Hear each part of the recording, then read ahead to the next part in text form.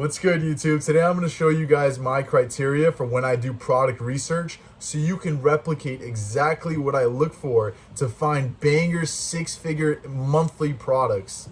Check it out in this vid. All right, so before we jump in, I'm going to show you guys what kind of profit I'm making with my newest store made just about a month ago, just so I can show you guys some social proof. So if we look right here, this is yesterday's profit, $4,848 net profit after cost of goods sold and advertising expenses. So we can see, yes, the day before it was 4,200, so it's growing every single day. And you can see that I'm capped currently of my advertising spend by Facebook at $5,000. So as soon as I break that, we're going to keep on pushing up and probably hit $7,000 to $8,000 days in net profit. So I'm going to show you guys the criteria that I use to pick out these kind of products, because it's very important for you to know how to do proper product research so you can replicate what I'm doing. First thing I want to talk about, now I'm going to cover a lot of points here that you might have heard in different videos, but in the end of this video, I'm going to cover some serious, really good tips that I've found just purely based off of experience that are going to help you tremendously. So definitely stick around until the end. And if you heard any of this, just skip through the video. So first thing I'm going to talk about is the two types of product research that there is. There are two main categories. The first one being the products that are already trending, products that are not necessarily saturated, but they're just starting to pick up. They're getting about 50 to 100 plus orders per day, not more than about 500 orders per day, because that's starting to get into saturation. And so you want to find these products as a beginner, because this way you'll know that the products are doing well and you are able to replicate what kind of stores are selling these products. Okay, so this is important because when you're just starting off, you don't want to create a wave. In other words, creating demand for a product. No, you want to ride a wave. You want to ride the success of a current product, right? Because it's already established that there is demand. There are people doing successful stores with it. You want to jump on this product. So that's the first way of doing things, riding the wave, riding products that are trending. The second method is finding products that are brand new to the market, that are untapped. This is known as the pioneering method, coined by Noah Brewer on YouTube. You can look him up. He's great as well on YouTube. And this is when you find products that are new to the market that don't have a lot of orders. They might even have 0 or like 10, 15 orders on AliExpress. This is really, really good when you're an intermediate dropshipper. You know what you're doing. You know how to build brands around niches, around products. You want to get into this because this way you create your own wave. You create the demand. You make your pie. You bake the giant pie that you have all to yourself. Eventually, people will start chipping out at this pie with the first product research method, which is finding products that are trending. However, you have been the ultimate dominator of this product. Therefore, you will reap all the major rewards before anyone else does. So you'll take most of the customers that are looking for this product, and that's very good.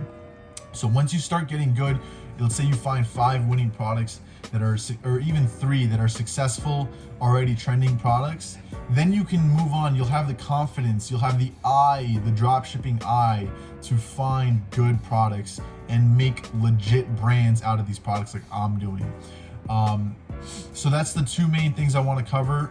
If you're a beginner, look for products that are just starting to trend. If you're an intermediate and you've found several winning products already, you want to take it to the next level, you want to make as much money as I'm doing, then definitely look into finding your own products. So next thing we're going to cover are some basic stuff. First off, I want you to take note of the profit margins, right? You definitely want to make at least 2.5 to 3 times profit margin on a product that is costing you under $50 to buy. So what does this mean? If a product costs you $20 to ship, including the cost of goods, then you're gonna want to sell it for at least $50 to $60, okay? Why do you want to do this? Because you don't want to play with slim margins. You want good margins before you start advertising. This way, when you have low ROAS on your advertisements, you're still profiting. One of my winners has a break-even ROAS of 1.33. That is incredible. That means I can profit at 1.5 ROAS and scale at that kind of ROAS and do very well at that ROAS. So that's why you want to make sure you have good profit margins. If your product is costing you between $50 to $100, you then want to go towards 2 to 2.5 times the cost that you're buying the product for and shipping it. So if a product costs you, let's say $50 to buy and ship to your customer, you want to sell it for at least $100 to $150. Again, it depends on the demand you have for the product, how much consumers want to buy this product for. The perception of your product, okay? A lot of products out there that are selling for $100 can easily be sold for $150 because of the way they look, the perception that it gives off to the customer, the value that it brings to the customer.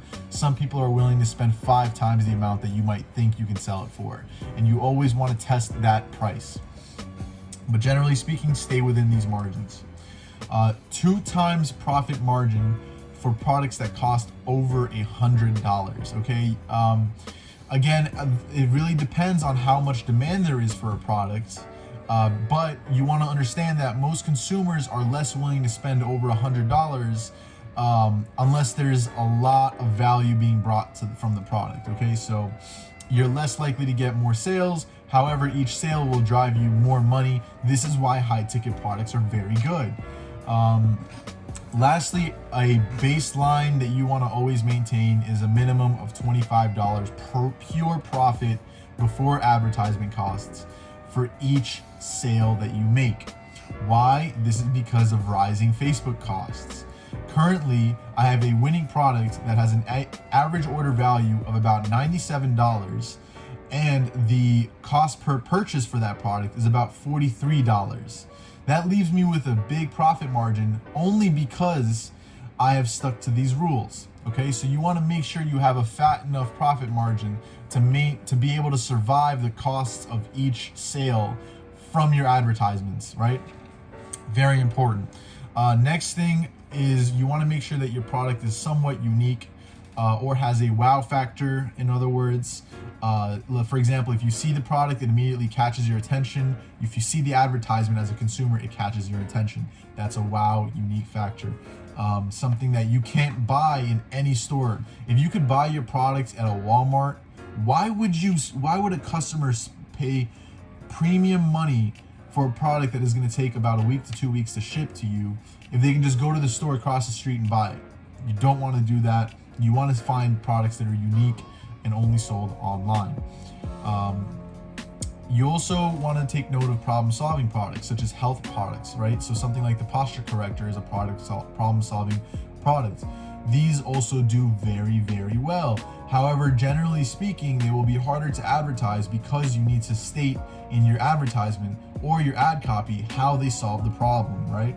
So you want to be very persuasive in that regard, and that's a skill in and of itself. That's why as a beginner, I strongly recommend you find products that are simply just wow factor / unique. Okay, so the reason I say this is because most of the products that are wow factor are eye-catching. Therefore, you only really need an image ad to test the product, and that's what I do for many of my products. If I see a product that has great potential with their profit margins and could potentially have good demand, and it's eye-catching to me, then I will immediately test it, especially if it can be tested very quickly with an image ad, rather than waiting let's say several days for your video editor to put together a video and then test it, and it's going to cost you more money. Or if you're going to do it yourself, you're going to make your own video ad, that takes time and effort. You don't want to waste too much energy. If you can test it with a picture, test that product. Just do it. Let me show you an example that I found from a product research video a few days ago. This is a great product that has great margins. You can easily sell this for $90 to $100. You could even be profitable selling it to $70 to $80. However, let's just take a quick look at the pictures. This is a corgi. This is a cute picture. You're going to be so curious, like, oh, what's going on here as a consumer scrolling through your Facebook feed. You always want to remember that. That's who you're targeting, people who are just scrolling through Facebook. And if they see a picture like this, they're going to click on it. They're going to be curious. They're more likely to be curious. If more people click on your advertisement, if more people react and comment to your advertisement because it's interesting, you will have cheaper advertisements. Therefore, you will profit more. So if your advertisement is user generated, it looks like a friend on Facebook made this advertisement, then it's going to be cheaper because more people will click on it. Therefore, you'll have a lower cost per purchase. Very important to note right there. And you have 3 images to test with, several images to test with. These could be images you'll put on your website or retargeting images. And these can be great eye-catching, scroll-stopping images that you can use. This is a great product. I'm literally giving you a banger right here. Like, you just gotta buy the product, ship it to your house, see if it's legit, see if it's good. And we already confirmed that on Amazon from the reviews. A lot of people love this product. This is gonna be a good one. Let's go on to the next point. Some good niches. Okay, so what I see as a good niche is a niche where it can have loyal customers that will be returning customers, and niches that you can easily advertise in, right? So for example, gift and relationship niche. This is a very good one because you can easily advertise products such as, like, I'm not gonna say like any winners because I'm in this niche, but let's say, for example, a past winner was the Rosie Bear. You could literally put a picture and make a killer ad with that, with the Rosie Bear. It's just, people immediately know what it is. It looks it's eye-catching. It's easily marketable. Outdoors is another great niche considering what's going on in the world. There's a lot of survival enthusiasts out there buying a lot of outdoor equipment. Camping is a bigger thing now. Hiking is a bigger thing now. Outdoor stuff in general is just popping. Especially since winter is, we're almost halfway through winter. You want to take note of what's happening in the spring and the summer. Set up for it. Luxury home decor. You can sell very high ticket products with a good high perceived store. However, this is going to take a little bit more skill, so I recommend starting with an easier store, an easier niche such as gift and relationship. You don't have to brand it crazy well to make a good store out of this, and it can even be a general store that has a generic name so that you can sell gift and relationship stuff with. Outdoors, same thing. Mother and child, such as like baby niche, this is going to be a little bit more difficult. Parents spend a lot of money on their kids. This is the highest paying industry in the e-commerce market. Parents spend the most money, so you can make a lot of money with this, but again, you're going to need some skill to really sell it to parents because they're going to be careful about their kids, right? Health, therapy, recovery. So you're thinking like the Theragun, you're thinking like this product here. This was a banger, obviously. Everyone knows about it. You get it for like 40-50 bucks from China. People were selling it for like $300 at one point. It's crazy. So the markups can be insane very well because they actually provide, like, you could physically feel it right away and you could physically see it work on people. Therefore, it's a good advertisement, a good product to advertise. And so products, something I didn't write here, but this is what you really want to note. You want to sell products that can either save people time, save people money, relieve stress or pain, or give them some kind of recovery, some kind of competitive edge, such as this Theragun right here. You can advertise it as a product that'll help your muscles recover faster so that you can go back to the gym and work even harder than your competitors do. So if you can give your consumer this kind of value, you can sell that product. Value is the key to success. Whatever kind of business you're doing, if you give value, you can sell value for a premium, depending on what kind of value you provide.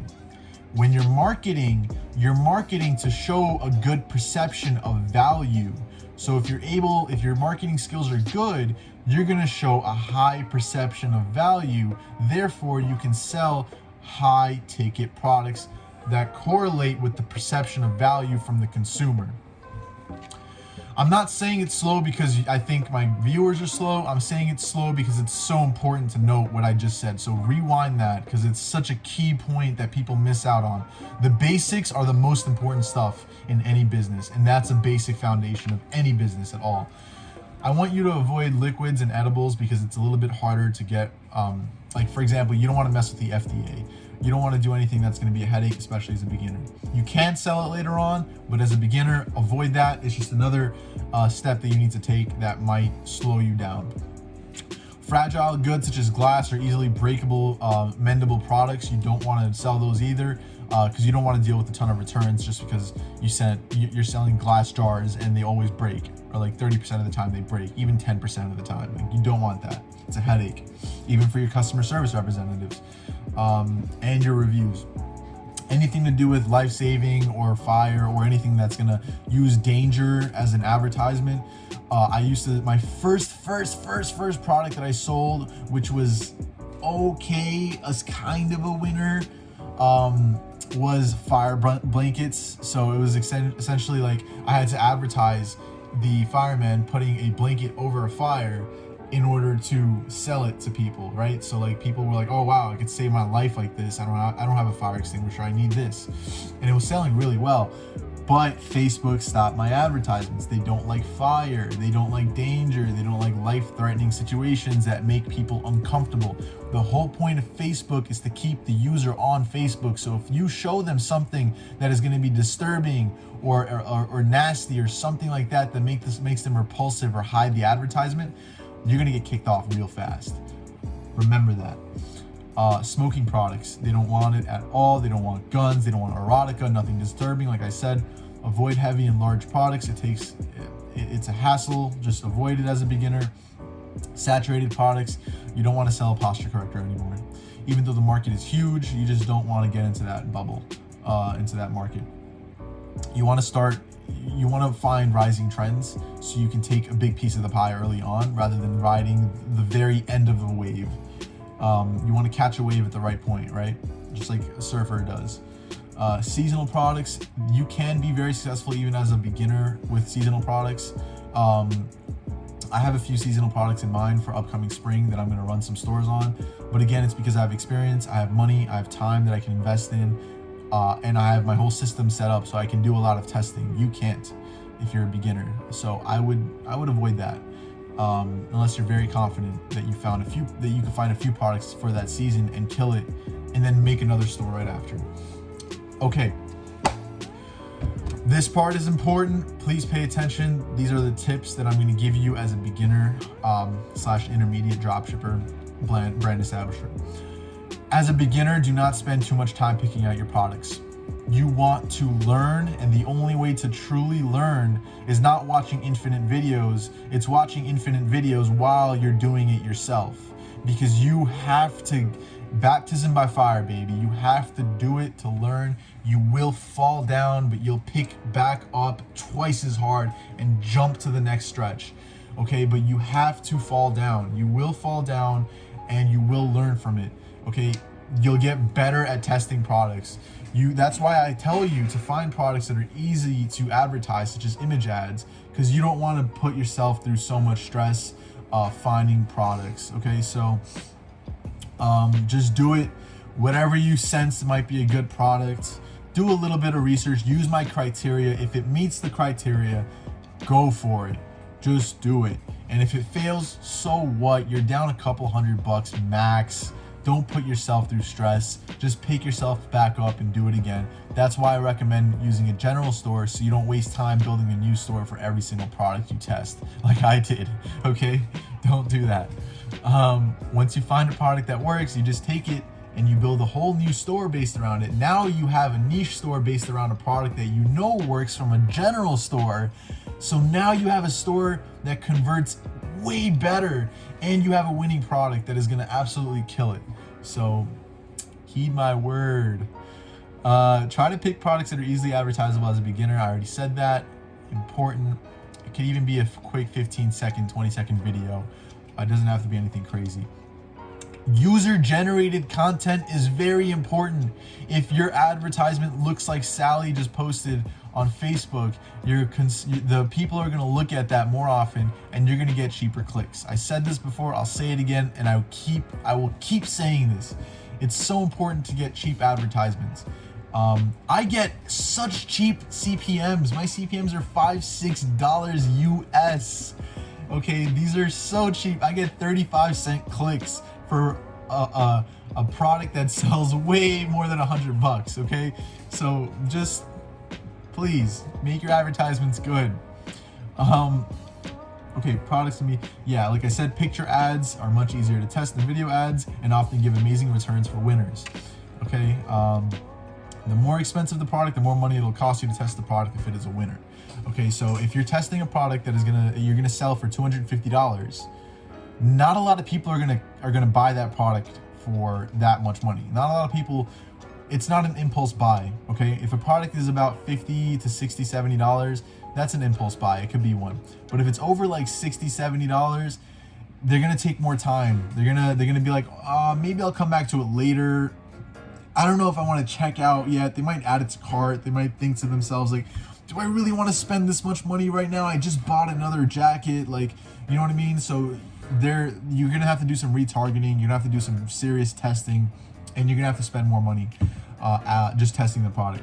That's why I recommend you find products that are about $40 to $100 max as a beginner. Okay, it'll cost you. A product at $40 sold will cost you about $200 to $300 to test. Okay, a product at about $70 to $100, I would say $300 to $400. Anything more than that, if you're looking at $500, $600, $700, just to test the product properly. Okay, you might lose out on a winner because you don't have enough of a budget to test an expensive product. Although if you're an expert, you can tell with very little budget. You don't have to test for long. But again, it comes with practice, so keep working. Last thing I want to note is to take note of shipping costs. Okay, shipping costs often eat up most of your product costs. So it's important to pick a product that is not very cheap. Let's say if you find a product that is $5, $10, your shipping costs might be like, if it's a heavy product, it might be like $30. But you can only sell it for like $50, so you're not really left with much of a profit margin. You want to sell a product at $40 and over. Just leave it at that. Okay. Again, to recap, most important thing is test. Just do it. Just do it. Don't be a little. Just do it. Test your products. Do it every single day as much as you can. Get in the habit of doing it. Get in the habit of failure. It's okay. Just learn from your mistakes and you will succeed, okay? Never, ever, ever, ever give up, guys. I'm serious about this. If you have a passion for this, and you will develop one if you're serious about this business, then you will work nonstop for it, and it will pay off. I promise you it will pay off. And if you have any questions, any concerns, anything you need help with, any situation that you want to get out of in terms of you're stuck in a rut or whatever it might be for dropshipping, hit me up, DM me on Instagram. I'm more than willing to help you out. I'm just starting my YouTube channel and I'm posting every single day so I can grow fast. I'll show you guys the power of consistency by growing this channel, and you'll see. We're at 70 subscribers right now. You'll see how fast it'll grow just by uploading every single day. And I love doing this. So power to you guys for watching this video until the end. Power to you for putting in the effort and working hard towards your dreams. And that's all I gotta say. Best of luck, guys. I love y'all. Keep watching this and keep letting me know what you want to watch. Peace.